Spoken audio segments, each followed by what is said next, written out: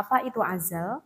Azal itu adalah seorang suami mengeluarkan air nutfahnya tidak pada tempat istrinya. Artinya tidak di dalam milik sang istrinya. Tetapi sang suami mengeluarkan air maninya itu di luar milik sang istrinya. Menurut pandangan fikih itu hukumnya bagaimana? Apakah diperbolehkankah? Apakah diharamkankah? Apakah dimakruhkankah? Gitu ya. Karena aku khawatir ini diharamkan misalkan. Nah, maka kali ini saya insya Allah akan membahas azal tersebut. Sebetulnya di dalam pembahasan azal itu adalah ikhtilafiyah. Artinya ikhtilafiyah itu adalah perbedaan pendapat ulama. Hukum yang pertama, azal itu menghukuminya adalah jawaz. Artinya jawaz adalah diperbolehkan. Bahkan diperbolehkannya itu secara mutlak. Artinya diperbolehkan secara mutlak adalah bagi seorang suami melakukan azal tersebut, apakah sang istrinya ridho ataupun tidak ridho. Ya. Dan apakah sebelumnya sang istri ini tidak mengetahuinya sama sekali, tahu-tahu sang suami melakukan hal itu di luar. Ataupun sebelumnya sang suami, maksud saya sang istri mengetahuinya. Itu diperbolehkan secara mutlak. Apa yang menjadikan landasan ataupun dalil hukumnya diperbolehkan azl ini? Itu dikarenakan ada hadis dari baginda Nabi Muhammad SAW. Hadis ini yang disampaikan dari Jabir bin Abdullah. Kunna na'zilu wal Qur'anu yanzilu. Kami dulu itu pernah melakukan azl pada saat baginda Nabi Muhammad SAW dan turunlah ayat Al-Quran. Kemudian ada hadis yang kedua. Hadis ini diriwayatkan oleh Imam Muslim. Hadis ini mengatakan kunna na'zilu ala ahdi Rasulillah sallallahu alaihi wasallam faballagha dzalika Nabiyullah sallallahu alaihi wasallam falam yanhana. Jadi dalam hadis ini dikatakan kami dahulu tuh pernah melakukan azal. Dan ketika kami melakukan azal, berita ini sampai terdengar kepada telinganya baginda Nabi Muhammad sallallahu alaihi wasallam. Dan Nabi Muhammad tidak melarang kepada kami yang telah melakukan azal tersebut. Dan ini ada yang menjadikan landasan ataupun referensinya kenapa menghukumi jawaz boleh secara mutlak gitu. Karena memang pada alasannya kenapa jawaz secara mutlak, karena hak seorang istri itu adalah disenangkan kan oleh sang suaminya. Biasanya sang istri senang ketika melakukan berhubungan biologis dengan istrinya itu adalah ketika sang istri sudah mencapai inzal. Artinya inzal adalah mengeluarkan air nutfah milik sang istrinya.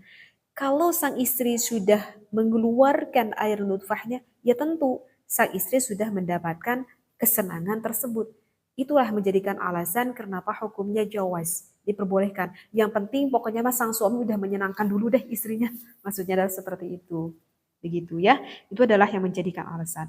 Tetapi meskipun sunnahnya, ini sunnahnya, jika sang suami mau melakukan azal tersebut, sunnahnya bagi sang suami itu harus meminta izin dulu kepada istrinya. Itu sunnahnya seperti itu ya. Nah itu adalah untuk hukum yang pertama. Untuk hukum yang kedua itu adalah diperbolehkan, tetapi boleh di sini itu ada syaratnya, dengan syarat. Syaratnya apa? Syaratnya itu dikarenakan ada hajat. Artinya hajat itu ada kebutuhan, begitu ya. Ada kebutuhan. Namun jika tidak ada hajat, tidak ada kebutuhan, maka itu hukumnya bisa berubah menjadi makruh. Seperti itu ya. Jadi sekali lagi yang kedua itu adalah sebagian ulama berpendapat jawaz disyartin. Boleh tetapi ada syaratnya dikarenakan ada suatu kebutuhan. Seperti itu ya. Ini yang disampaikan oleh al-ulama Umar, al-ulama Ali, al-ulama Ibnu Umar, Ibnu Mas'ud, Imam Malik. Yang mana ulama-ulama ini sebagian yang bermadhab masih bermadhab Syafi'iyah dan sebagian bermadhab Hanafiyah. Dan untuk yang tadi yang pertama pun itu yang bermadhab sama, yang bermadhab Asy-Syafi'iyah, ya. Saya ini hukum ini yang saya sampaikan ini yang bermadhab Asy-Syafi'iyah, ya. Itu karena kebanyakan mayoritas di Indonesia kan bermadhab Imam Asy-Syafi'i seperti itu. Dan dalam hal ini bisa misalkan dilihat di dalam kitab Al-Mawsu'ah Al-Fiqhiyah, ya. Penjelasannya saya sampaikan ini pada kitab Al-Mawsu'ah Al-Fiqhiyah. Mohon maaf, referensinya tidak saya sampaikan seperti itu. Karena ini terlalu panjang sekali pembahasan. Kalau saya bacakan dengan Arabiyahnya. Dan untuk hukum yang ketiga, itu hukumnya adalah dimakruhkan. Ya, hukumnya dimakruhkan, tetapi hukum makruh itu jika tidak ada uzur. Sekali lagi, yang ketiga ini hukumnya adalah makruh jika tidak ada uzur. Kalau ada uzur, maka ini hukumnya tidak menjadi makruh. Artinya kalau tidak ada kalau ada uzur, maka hukumnya menjadi ubah, menjadi boleh. Seperti itu. Kalau tidak ada uzur, maka hukumnya menjadi makruh. Seperti itu. Ya, kenapa?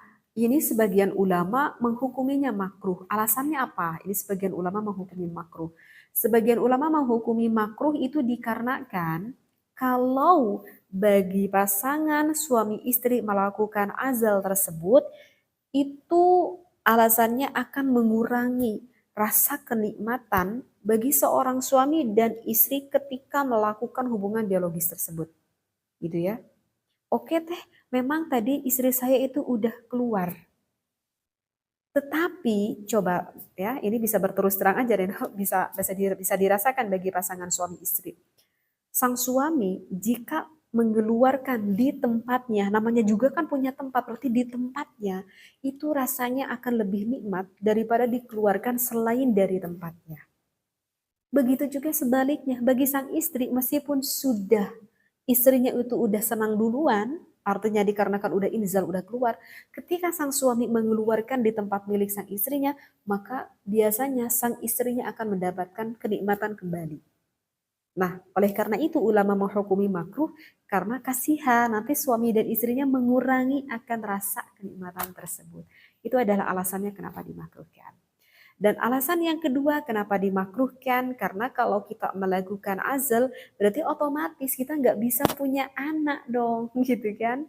Karena kan dikeluarkannya di luar. Sedangkan baginda Nabi Muhammad SAW menyuruh kepada umatnya lebih baik memperbanyak keturunan.